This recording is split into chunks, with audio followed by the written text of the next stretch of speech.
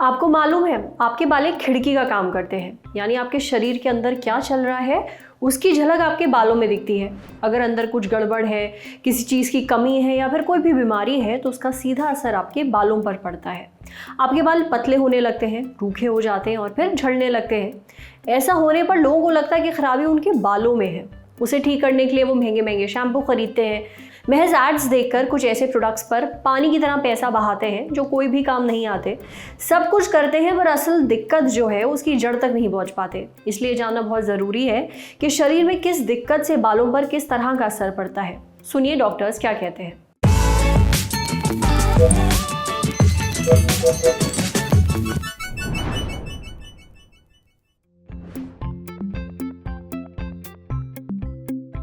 जी हाँ, ये बिल्कुल सही है। नॉर्मली बालों में क्या लक्षण आते हैं अगर उनको कोई बीमारी होती है? बाल ड्राई हो जाते हैं, सूख जाते हैं, टूटने लग जाते हैं, थिनिंग हो जाती है और ज़्यादा खराब हो जाए तो बालों का लॉस हो जाता है। इसमें सबसे पहला है न्यूट्रिशन का। न्यूट्रिशन यानी हम क्या खुराक खाते हैं। हम सबको पता है कि अगर हमारी बॉडी में मिनरल, विटामिन और प्रोटीन की मात्रा कम होगी तो हमारे बालों पे फर्क पड़ेगा। जो बाल होते हैं वो हमारी बॉडी का एक एसेंशियल ऑर्गन नहीं होते, मतलब शरीर के लिए, जिंदा रहने के लिए जरूरी नहीं होते। तो अगर हमारी बॉडी में कभी भी किसी भी चीज की डेफिशिएंसी या कमी होती है, जैसे मिनरल्स की, प्रोटीन्स की, तो बालों से बॉडी उसको खींच लेती है। तो खींच लेती है तो बाल ऑब्वियसली थिन हो जाएंगे, सूख जाएंगे और टूटना शुरू हो जाएंगे। तो अगर हमें अच्छे बाल चाहिए तो हमारी बॉडी में मिनरल, प्रोटीन और विटामिन की मात्रा बिल्कुल ठीक होनी चाहिए। दूसरी कुछ बीमारियां ऐसी हैं जिनसे बाल टूटते हैं या झड़ते हैं।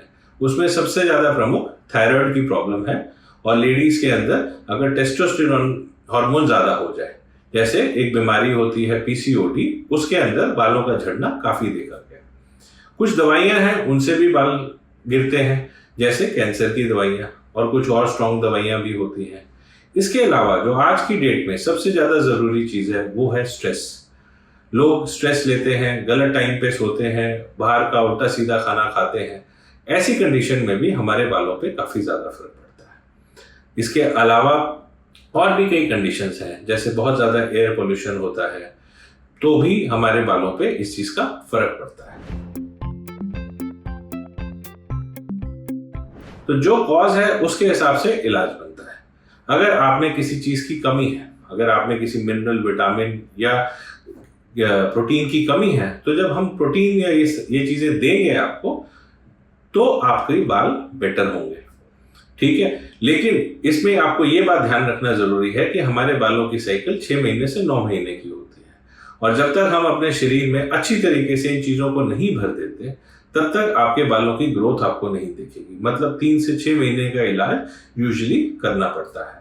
लाइफस्टाइल को मॉडिफाई करना पड़ता है, टाइम से सोना, स्ट्रेस को कम लेना, ये भी बहुत जरूरी है। इसके अलावा कुछ दवाइयां आती हैं जिनसे हमारे सर की ब्लड सप्लाई अच्छी होती है, जैसे मिनॉक्सिडिल वगैरह होती है। लेकिन ये सब दवाइयां आपने क्वालिफाइड डॉक्टर की सलाह पर ही लेनी है।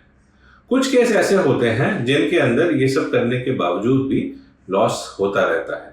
सबसे ज्यादा उसके अंदर कॉमन जो प्रॉब्लम देखी गई है वो आदमियों के अंदर जेनेटिक की वजह से बालों का लॉस होना। ऐसे केसेस में अगर ये दवाइयां नहीं काम कर रही तो हम हेयर ट्रांसप्लांट भी कंसिडर करते हैं। कुछ लोगों के अंदर और स्किन की बीमारियां होती हैं, जैसे सोरायसिस होती है या और एलर्जी होती है।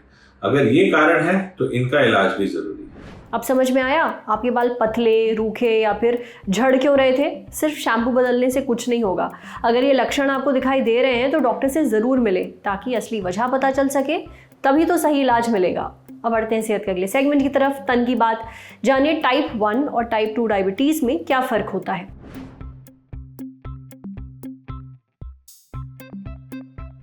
टाइप 1 और टाइप 2 डायबिटीज़ के बीच का फ़र्क समझने से पहले हमें ये जानना होगा कि खाना कैसे पचता है। देखिए, जब हम खाना खाते हैं तो वो खाना डाइजेस्ट होकर ग्लूकोज में बदलता है। ये आंतों के ज़रिए खून के अंदर आता है। ब्लड से ये ग्लूकोज सेल्स के अंदर जाता है। सेल्स इसे अलग अलग कामों के लिए इस्तेमाल करते हैं।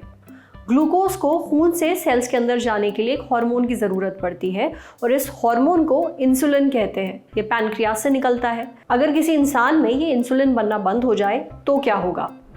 खाना खाने के बाद ब्लड में शुगर की मात्रा बढ़ती जाएगी, लेकिन वो शुगर ब्लड से सेल्स के अंदर नहीं जा पाएगी। इसी कंडीशन को टाइप 1 डायबिटीज़ बोलते हैं। टाइप 1 डायबिटीज़ एक ऐसी सिचुएशन है जिसमें जब हमारे शरीर में किसी भी कारण से इंसुलिन बनना बंद हो जाता है, तब ब्लड में शुगर की मात्रा बढ़ती जाती है। टाइप 1 डायबिटीज़ अक्सर छोटे बच्चों में देखा जाता है और ऐसे बच्चों में शुगर को कंट्रोल करने के लिए ज़िंदगी भर इंसुलिन देने की ज़रूरत पड़ती है। टाइप 2 डायबिटीज़ बड़े लोगों में देखा जाता है, यानी अडल्ट को होता है, खासकर उन लोगों में जो ओवरवेट होते हैं, पर ये ज़रूरी नहीं है। इस प्रकार की डायबिटीज़ में शरीर इंसुलिन बनाता तो है, लेकिन इंसुलिन काम नहीं करता। इस कंडीशन को इंसुलिन रेजिस्टेंस कहते हैं।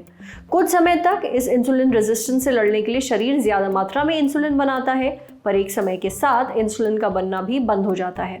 ये फर्क है टाइप 1 और टाइप 2 डायबिटीज़ में। समझे। अब बारी है सेहत के आखिरी सेगमेंट की, खुराक यानी झक्कास सी हेल्थ टिप। जाने अगर वजन बढ़ाना है तो ओट्स खाने का सही तरीका क्या है। आप वजन बढ़ाना चाहते हैं तो भी ओट्स खा सकते हैं, यानी ओट्स से आपका वजन घटेगा या बढ़ेगा ये इस बात पर निर्भर करता है कि आप इसको किस तरह से खाते हैं। जैसे आप ओट्स को हेल्दी फैट्स के साथ लें तो जल्दी वजन बढ़ा सकते हैं। ओट्स में चीनी के बजाय आप नट्स, फ्रूट्स, फुल फैट, दूध या फिर दही ऐड करिए। ये खाने में हेल्दी भी होगा और वजन बढ़ाने में मदद भी करेगा। आज सेहत पर इतना ही। अगर आप एक डॉक्टर हैं, हमसे कुछ शेयर करना चाहते हैं तो जो ईमेल आईडी इस वक्त आपको अपनी स्क्रीन पर दिख रही है उस पर हमें एक मेल भेज दीजिए। शुक्रिया।